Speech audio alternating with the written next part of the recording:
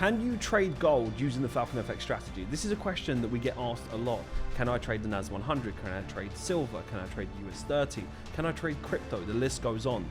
How we trade in the markets, I'm going to demonstrate in this episode today. A bit of a technical lesson, give you an understanding, show you a couple of trades on gold, and how you can effectively use the Falcon strategy to trade any instrument. So as you can see here, I have gold. Now, I've got two sections marked off for you. I want to give you a bit of a technical lesson. So for those of you that are coming to the channel for the very first time, you're interested in learning how we trade. Essentially, in a nutshell, we are following a series of pattern identification in the market, market structure, liquidity points, and essentially catching the momentum run. So when the real players step into the market, the institutions and the funds, we essentially want to ride the wave of that momentum, which is why what you can do is you can go back about 30, 40 years, you can go and test through all the data. When you learn the Falcon FX strategy, you will understand that the way we trade has been congruent since day one. So these patterns have repeated themselves for years. And of course, we've improved our strategy over time. We've been able to increase returns, lower risk, and do all kinds of things. However, fundamentally, the way that we trade is exactly the same. So if we look at this on the monthly time frame, you can see this is a different instrument to how, let's say, I would trade euro dollar or dollar yen because of how it ranges. So if we just look at this first range here, we go to the weekly chart. And if you look at this particular structure, so how we will look at the markets is like this. It's either in a state of impulse, correction, continuation, and we will essentially look for these corrective structures. So the market will push down, we'll create a corrective structure, and we essentially want to get the end of the correction for that next run. Now, you're not always going to get it perfect, you're not always going to be first, you don't always need to be first to make the most profit. So my recommendation would be this: if you're in this mode where you're always trying to call the top or call the bottom of the market, it's a losing game. It's going to lead you to misery and doing the break-even dance, if not into the minus. So understand you don't need to be in first to always make the most profit. So by that premise, let's say we're looking at the market of continuation. Those of you that have been trading for a while, you'll be following this so far. We would look at a simple run like this. The market moves down, we then have a corrective structure, and we're looking for that next run. So we're essentially looking for this run.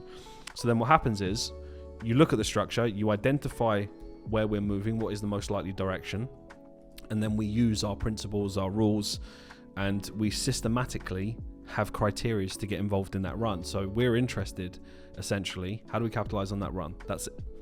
That's the only thing that is important to us. Not trying to call it, not trying to always be first.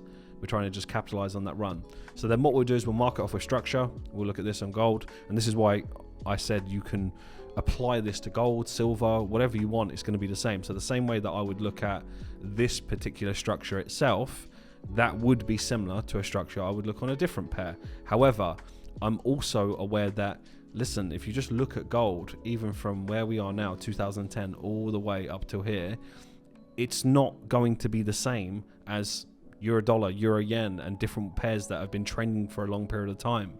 It does this where it will just stay in a range like it did here, break to the downside, we strain this consolidation, we was in this for a very long period of time, guess what, we break to the upside, and what we're doing now, we're doing exactly the same thing, which we've been able to look at trades from top to the bottom of the range. So I'm fully aware that, right, if I'm looking at gold, I'm probably going to look for something like that, and I only want to be in at the bottom of the range and the top of the range, and that's just almost like a niche within the strategy itself, but it's relevant to the actual instrument that I'm trading itself in this current cycle. So if I look at this on the daily chart, you can see it a lot clearer. Look at how simple the run is. So we have section 1, section 2, section 3. Now we want to be in on this. We get our push down, we get our continuation, we get our push down, we get our continuation, another continuation, we break, and then we start more of a corrective wave to the downside. Now, as we get into lower time frames, there will be trades in there, but regardless, even just from the top of this range to the bottom of this range, we can capitalize on that move. So for those asking, right, can I trade gold on the Falcon FX strategy? 100%. We will then go granular.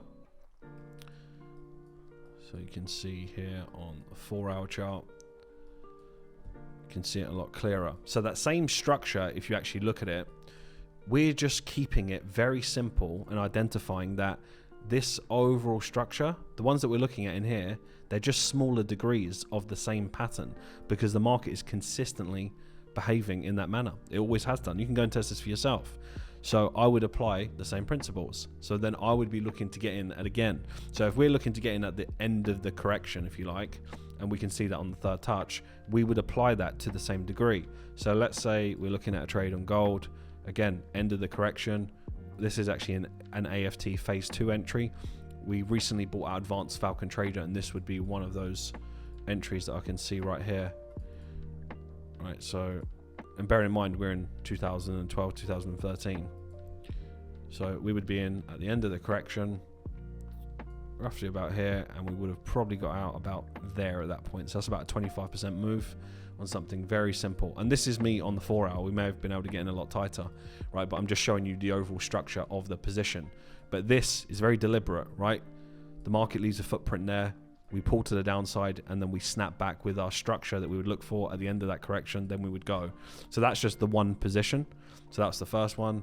Second one would be, this one would be around here. So there's two ways to get involved in this one.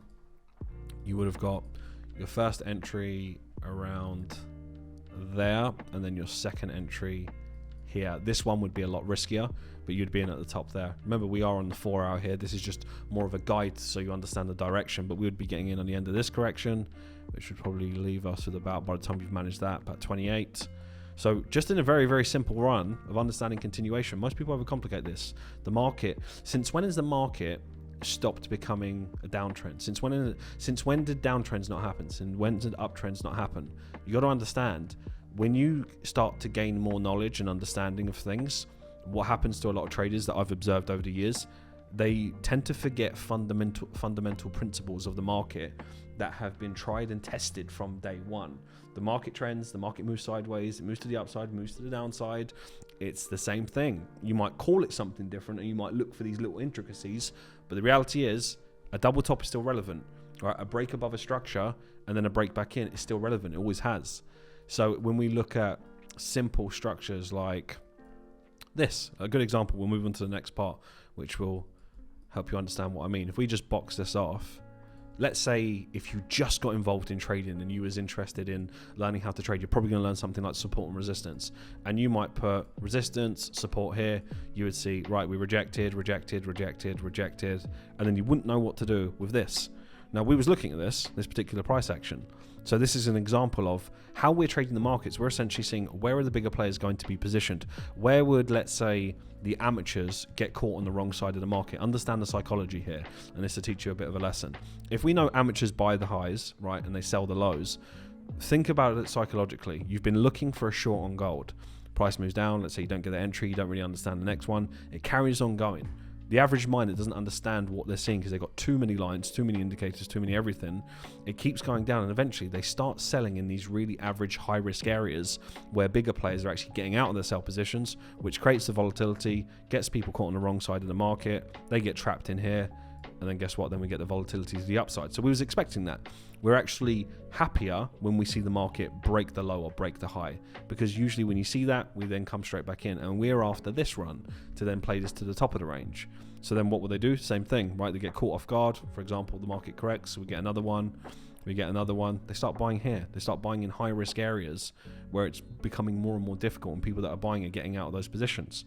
So just understanding where you're positioned in the market within itself is a very valuable lesson that most people can't observe because they're making it too complex. So if we then go to the 4 hour here, and we take a look at this structure, right? So I showed you continuation, then we're looking at reversal. So if we look on the daily chart, why was we also looking for a breakout to the upside? Well, you can see, right? Market's trending, impulse, correction. Right, we've got our impulse, our correction. Same thing as I showed you in 2012, 2013. Where are we now? 2022. Right, it's the same structure. So as you can see, impulse, correction. And then we get our impulse, our corrective structure, our impulse, and then guess what? This would be profit-taking areas right at the low. And this is just observing the behavior of gold from top and bottom to range, which was the same type of thing on a smaller degree in 2012. And then what we see is more of a reversal structure. So look at the amount of volume that is building up here that happens to be at these lows. What's the chances we break out to the upside? Yes, we come up, we retest that area, and then we start to go. And then, of course, we're looking for continuation to see how far we can take it. Right? There's a few ways that this can develop. And I'll show you a position. There was a couple, but one of them recently was one of our advanced techniques, which was phenomenal. Take a look at this. So the market is always creating patterns within patterns. This is something you have to understand. And I'll just show you this now. So what you'll find is that within a structure, this is where people that think they know patterns, they don't. They know a very base level of it. I started learning how to trade patterns in 2008. I started with stocks. I was applying it to the market, and I realized after a period of time I could apply this to foreign currency, different instruments, equities, etc. Now, what you have to understand, the base level, there's so many chart patterns online, cup and handle, you name it. There are so many different ones, and you can find them for free. However, you've got to navigate yourself through that and understand what are the most effective patterns that I should trade. We're not trading 17 different patterns. We have a select few. We keep it simple. They're very repetitive. They're very clear and obvious to see, and they behave a certain way. Now, what I realized that most people didn't understand when I was kind of diving deeper into patterns, I wanted to understand that, are there certain things within them, or do they just respond the same way on every time frame? And I started to realize that there's specific things that happen within the pattern, so which is what I call a pattern within a pattern. You learn in our foundation course. You can spot when something's going to turn in the market when they have these certain patterns within them as well. So I'll show you here. If you look at this structure on gold, look at what we've got. We have, I'll show you this way. This will be easier to understand. Right, so we have the larger degree, and then we have a smaller degree here. What can you notice the same? I'll actually expand this further so you'll see. I'll move this sideways. You'd think it's the same price action. Look, it's the same thing, right? So this is literally on a smaller degree. It's the same exact structure. So when we see the same pattern within the pattern, we're able to identify that and see that, right, this is the same structure and this is the same structure. So they will behave a certain type of way. Most people will just look on Google and say, right, this is an ascending channel, that means it should sell off. No, it doesn't work like that. You need to know, like the lesson I taught you, where are you positioned in the market? So if we look at this on the 4-hour chart, you can see we've got a pattern within a pattern. We can see this breaking out. What was the chances that after this structure broke out to the upside that we was going to break out of here? Well, we can already see the behavior here. So this breaking out here is not a shock. It's not a coincidence. We anticipated it, but because we was keeping it simple and looking at the data. So rather than making it complicated, just understand what you're looking at. So if we look at this one here, and then what do we get? Same fundamental principle that I showed you. Follow the market. Impulse. Correction that's sitting just outside of this pattern that I just showed you. So what's the chances we were going to continue here and then break out? Very, very high, because we're just following simple analysis. And if I go lower, I'll show you the entry on gold. This was another AFT entry. I won't go into the AFT entry. You wouldn't even understand it at this stage, especially if you only have very limited knowledge of how we're looking at markets. There's two entries. I'll go for the first one, which was, again, at the end of the correction that we're looking at. Roughly would have been in here on the 15 or the 1 hour, and top end, by the time you'd managed it, you'd probably be out around there, about 27. Some people would have squeezed it for a bit more, but I'll go a little bit more conservative. And the second one was in here. This one was a bit wider, so you would have been out for, yeah, roughly around 23. So there's a couple of entries. You didn't need to get all of them. Wouldn't take this on the break. Too large, increases the risk of this developing into so many different things. So again, most people that have, let's say, traded our strategy in the past, they might have a very limited understanding. So they will trade it in a way that I'll explain in just a second. So that's just firstly an overview of how we trade the markets, keeping it simple, but it's so bloody effective. And it's been, as you can see, 2012. What's different? I'm showing you the exact same thing. We're looking for the same principles, because the market has not stopped repeating these patterns, and likely won't, because humans are the same. But the point I'm making is this. For those of you that have, let's say, traded Falcon in the past. I've seen many traders come and go, very competent traders as well, get to a certain decent level. The thing is in this industry, which is, and I don't blame these people because I get it, when you know 70 or 80% of what you need to know, you feel like you know everything. And again, you feel like, oh, I should be getting returns right now, or I feel like I've put in the hours of the work. Remember, the market doesn't care how you feel. You are getting feedback, and if you're not consistent, there is a mistake you have made somewhere. Usually it's in the trading plan. It's too over the top, it's not black and white, it's a bit wishy-washy, and sometimes that's just because you don't have as much experience as what you think and you feel entitled. Sometimes it's your passion, your ego. It's like, right, I've not made it yet, I'm an intelligent person, how comes I've not made it? Well, if I've not made it, it must mean that maybe there's something wrong with the strategy. People go down that route. They don't look at themselves and realize that a lot of the times they are the problem. I would go as far as saying 95% of the time, they're the issue. And if you fix yourself, then funny enough, you'd probably fix your returns. So it's not just about you trading a particular strategy that's going to be the holy grail for you to win. It's also a lot of things that you need to do yourself, the inner work. And it's really important that I push that message. So for those of you searching, right, how do I trade gold? How do I trade? People are obsessed on how am I going to trade this? How am I going to do this? Why are you doing that? Why are you actually focusing on trying to flip account? Why are you focusing on trying to get the biggest risk to reward? Is it because you hate your job? Is it because you're trying to get out of your situation really quickly? Remember, see your life as a timeline. Every single time you take a shortcut in your timeline, call it the multiverse. Every single time you choose to take a shortcut, you create a long-term problem in your timeline. So every time you're choosing to be a system hopper where you just can't stick at one thing and you try to, I want to try something new, I want to try something new. Every single time you take a shortcut to indulge in something that's high risk, indulge in something that is unsustainable, you create a long-term problem at a later stage that comes back to haunt you, and it will come back to bite you.